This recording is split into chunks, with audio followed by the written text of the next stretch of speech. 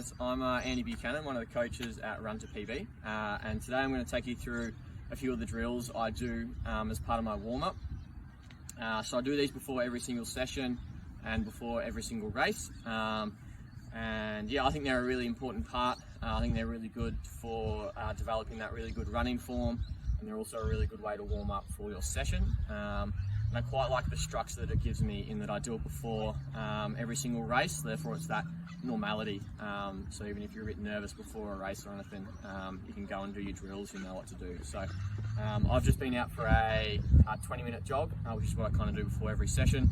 Then I'll do some drills, and then I'll do some run-throughs as well. Make sure you find a nice flat spot to do it. We're lucky we've got the track here in Bendigo, but it doesn't need to be on a track. If you find a nice flat bit of grass or dirt, just make sure there's not too many rocks and that kind of stuff. So the very first one is ankling, which is where you're essentially landing mid-foot and then rolling up onto your toes. So it's just this. You look like you're trying to do a bit of a power walk.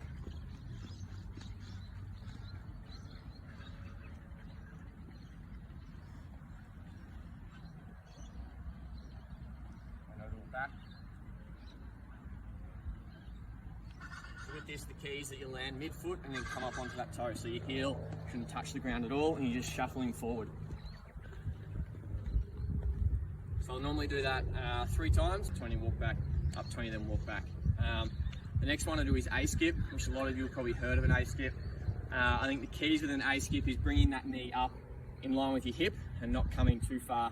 What a lot of people do is they go too far up, which therefore you lean back, which you don't want. So bringing that knee in line with your hip and dorsiflexion with your toe, which means pointing up, so not down. So it's essentially getting into that position and adding a skip. If you're just learning this one for the first time, just do an A march, which is this, and just focus on getting in that good position. Knee in line with hip and dorsiflexion, and also focus on using your arms, okay? So we build that into a skip, so it just looks like this.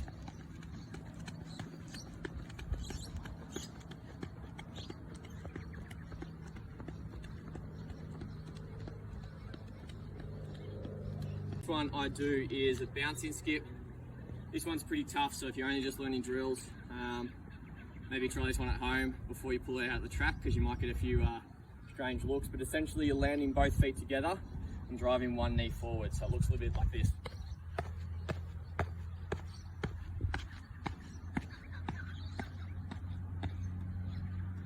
I'll show you that one again.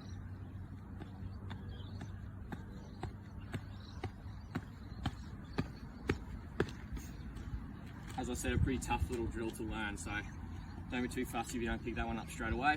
The next one we do is high knees every third. So essentially just doing a 1, 2, 3 and lifting that knee up. As I said at the start, we don't want to drive our knee up too far because that causes us to lean back. So anywhere from 45 up to 90. Make sure you use your arms during this as well. So it's just every third.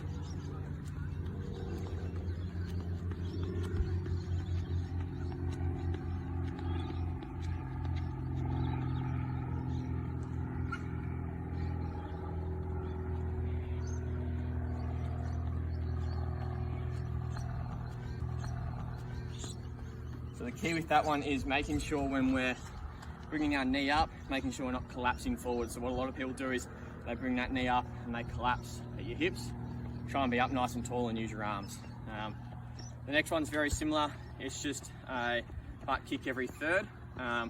What a lot of people do when they do butt kicks, they kind of flick back like that, as if they're trying to flick mud up their backside. Okay, but it's important that we want to get into this position. So our knee actually drives forward, and we hit the very base of our bum, not flicking around. So we're just going to do this every third as well.